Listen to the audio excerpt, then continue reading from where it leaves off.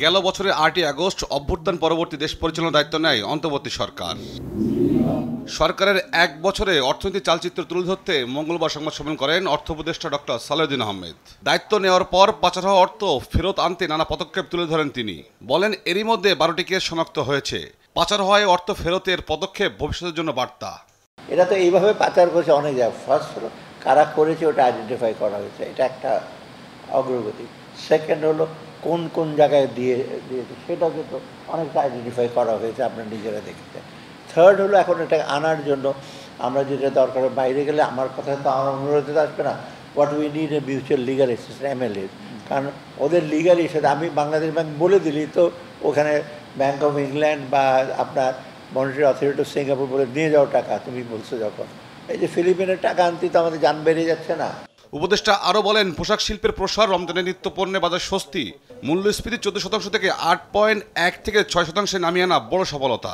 আমি সবসময় খাদের কিনারে বলি, ডক্টর আনিসুজ্জামান বলে আইসিইউতে ছিলাম আমরা, খাদের কিনারে গিয়ে উনি আর একটু বেশি বলছেন, তাহলে পড়ে গিয়ে হয়তো আইসিইউতে গিয়ে আমি বলছি আমরা তখন পড়ে যাই নাই, সেখান থেকে আমরা একটু ঘুরে দাঁড়িয়েছি। মূল্যস্ফীতি প্রায় 14% ছিল জুলাই মাসে, এখন 8.55 মতো।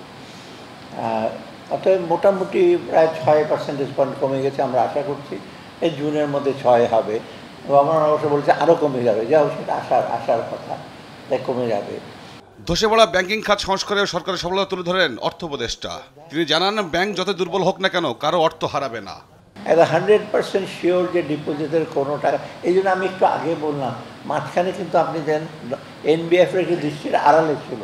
আমি রিসেন্টলি বলেছি গভর্নরকে যে তুমি ব্যাংক নিয়ে এত বিষয় করছো, ডেফিনেটলি এনবিএফের লোক অনেকেই কিন্তু যারা ডিপোজিট রেখেছে তারা কিন্তু অনেকে এফেক্টেড, অনেকটা। সে আমাকে ওদিন আমি গেলাম যখন he has given me a list, 35টার মতো একটু বোধহয় খারাপ যে নাম্বারগুলো না বলাই উচিত। এ সময় এনবিআর চেয়ারম্যান জানান, অসত্য তথ্য দিয়ে জিরো রিটার্ন দাখিল দণ্ডনীয় অপরাধ। করদাতাদের সতর্ক করতে এ বিষয়ে বিজ্ঞপ্তি দেওয়া হয়, ভয় দেখানোর উদ্দেশ্য নয়। অসত্য তথ্য যদি দেওয়া হয় ইনশাআল্লাহ পৃথিবীর সকল আইনেই আছে, এটাকে লিগ্যাল ভাষায় পারজুরি বলে, মিথ্যা আদালত দেওয়া, এটা কিন্তু শাস্তিযোগ্য অপরাধ। তৌফিক মাহমুদ মুন্না, দেশ টিভি, ঢাকা।